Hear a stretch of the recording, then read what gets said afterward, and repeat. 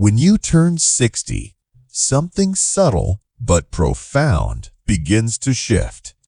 The people you once assumed would always be there, your children, close friends, family, begin to fade slightly into the background, not out of malice, but because life changes.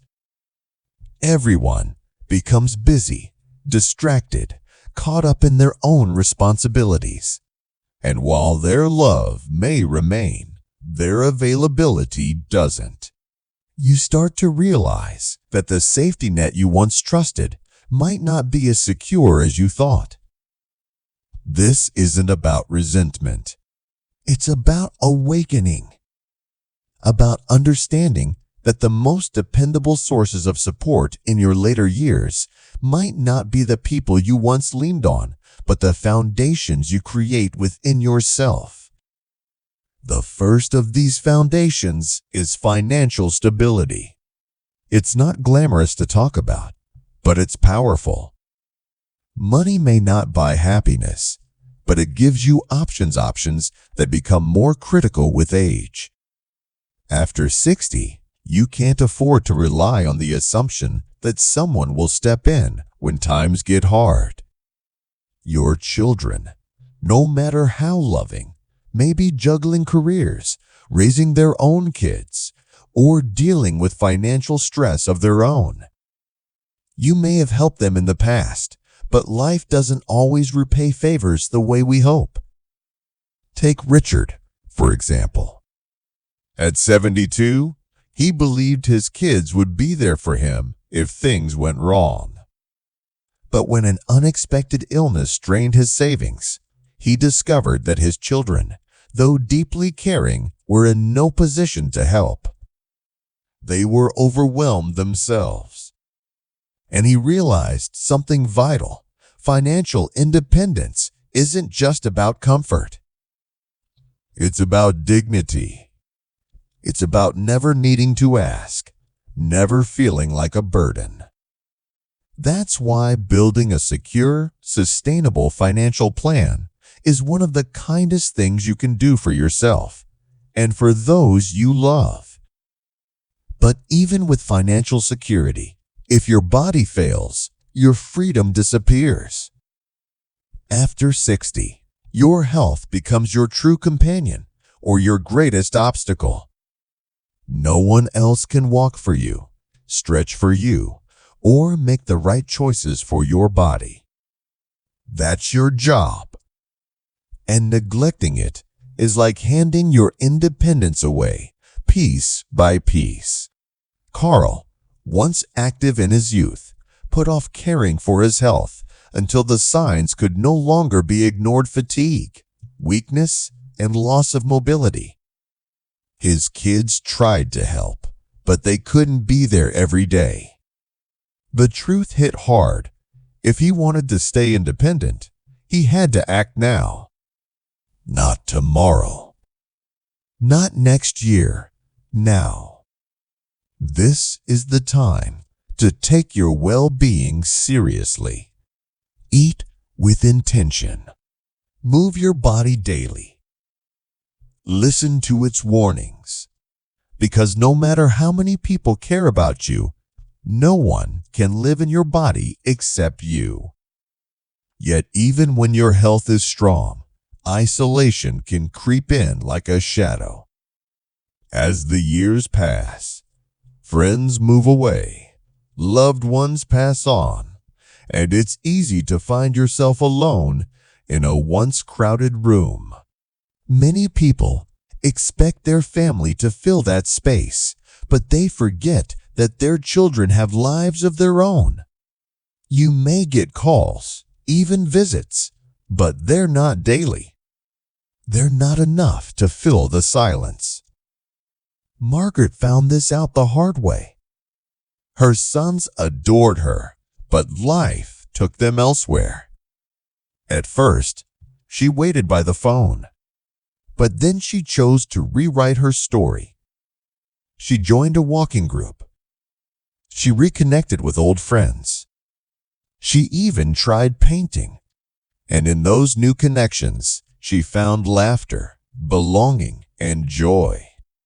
Loneliness faded, not because her family changed, but because she did.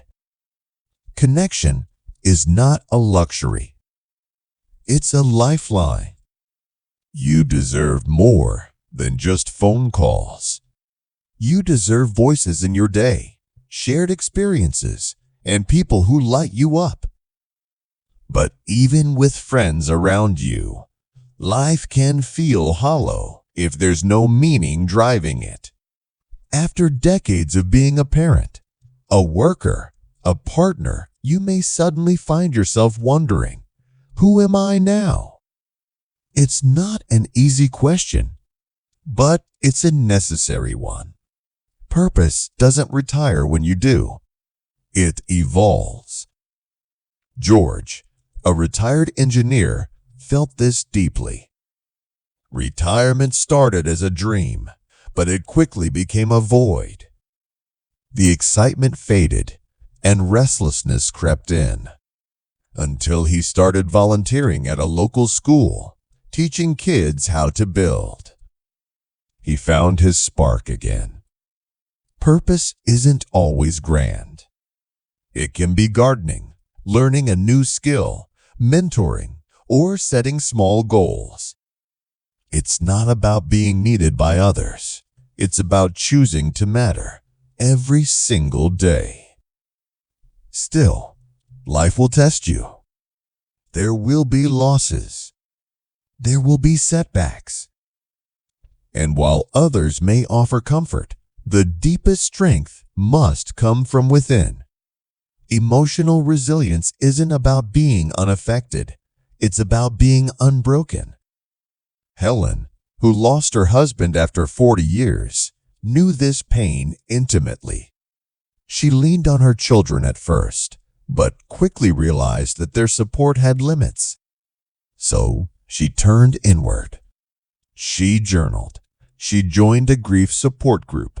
And most of all, she allowed herself to feel. And from that, she rose. The storm didn't destroy her. It shaped her. This kind of inner strength isn't given. It's built one day, one breath, one act of courage at a time. And finally, there is your ability to adapt. Because if there's one certainty after 60, it's that nothing stays the same. People move, relationships change, technology evolves, and sometimes the world feels unfamiliar. But thriving isn't about resisting change. It's about embracing it. Frank, at 78, saw his social world shrink as friends moved away. He could have surrendered to loneliness. Instead, he learned to video call his grandkids. He joined online groups. He even made new friends in a history forum. Life didn't close the door on him. He opened a new one. And that made all the difference. Adaptability keeps you curious. It keeps you young. It's not about giving up who you are. It's about letting yourself grow into who you're becoming.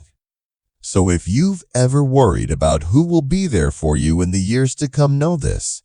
The answer isn't out there. It's in you.